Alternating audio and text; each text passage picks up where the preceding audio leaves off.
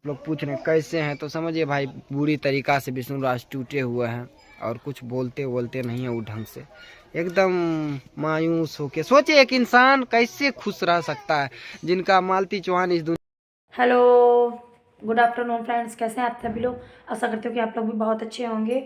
और हम बात करने जा रहे हैं विष्णु चौहान के मुद्दे को लेकर के, विष्णु चौहान और मालती चौहान के मुद्दे को लेकर के। तो जैसा कि आप लोगों को पता ही होगा कि रूप तारा के पति विकास वो गए थे विष्णु से मिलने के लिए। तो वहाँ पे वो बताते हैं कि विष्णु जो बहुत ही उदास है, बहुत ही उदास है।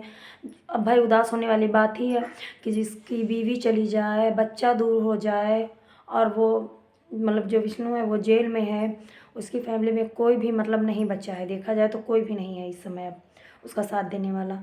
तो इस समय विकास जो हैं गए थे मिलने के लिए।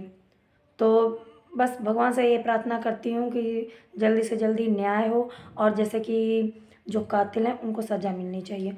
पर मेरे हिसाब से मेरा दिल कहता है विष्णु कातिल नहीं हो सकता है। जो लड़का, जो आदमी अपनी बीवी को 2-2 लाख का हार देगा, फिर उसके बाद में उसकी सारी शौक़ें पूरी करता, भले ही मालती के पैसे से पूरी करता हो, वो अलग बात है। मतलब पूरी तो करता था ना। तो दहेज का मामला जो उन्होंने लगाया ना, वो बिल्कुल सरासर गलत लगाया है। तो दहेज का मामला तो इसमें होना नहीं चाहिए, इसीलिए इनके मतलब कोई सुनवाई नहीं हो रही है। दहेज के मामले में सिर्फ घर का ही जाता है, कोई बाहर का नहीं जाता है। अगर ये इन्होंने कत्ल का केस लगाया होता तो कत्ल के केस में बाहर वाले भी जाते, जैसे कि बाहर वाला जो घर पे आता था, जाता था, परमानेंट रहता था, जिसको पूरी बात पता थी, उसके ऊपर भी लग सकता था, है ना।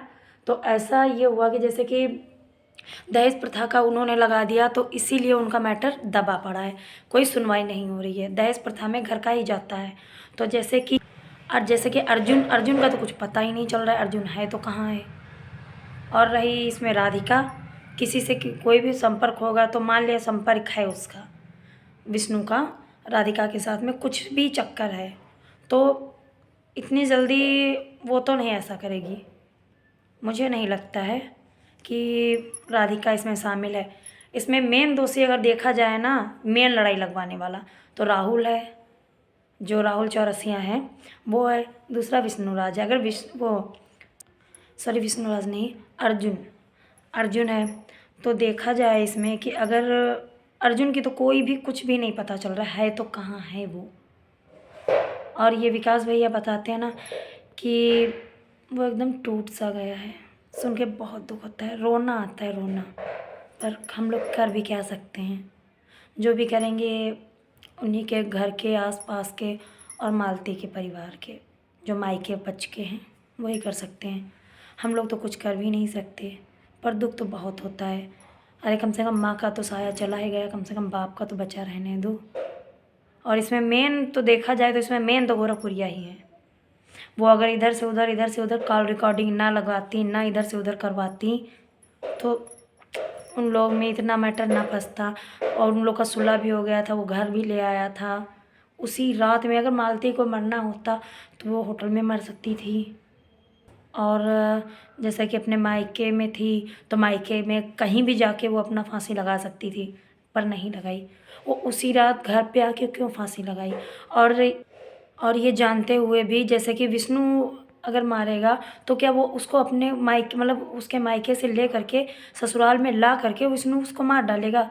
जबकि ये जानते हुए भी कि यहाँ घर पे हम मारेंगे तो पूरा इल्ज़ाम मेरे सर आएगा, मतलब विष्णु के सर आएगा। तो वो जानते हुए भी वो ऐसा कांड नहीं करेगा। किसी ने जानबूझ के ऐसा कांड किया है कि इसको मरवाएंगे, मालती को मार देंगे और सारा इल्ज़ाम विष्णु के ऊपर आ जाएगा। इतनी जल्दी कातिल नहीं मिलता है जितनी जल्दी विष्णु को पकड़ लिया गया। अगर विष्णु कातिल होता तो इतनी जल्दी पकड़ में नहीं आता। हमेशा निर्दोष आदमी ही इतनी आसानी से पकड़ा जाता है। कातिल जो होता है वो इधर उधर घूमा करता है ऐसो आराम से। मेरी बात अगर अच्छी लगे ना तो वीडियो को लाइक ज़रूर करिएगा, और कमेंट में अपने अपनी सहमति ज़रूर बताइएगा कि जो मैं सोच रही हूँ वो आप लोग की भी राय है या सिर्फ मेरी ही वही राय है। मिलते हैं नेक्स्ट वीडियो में, तब तक की बाय बाय।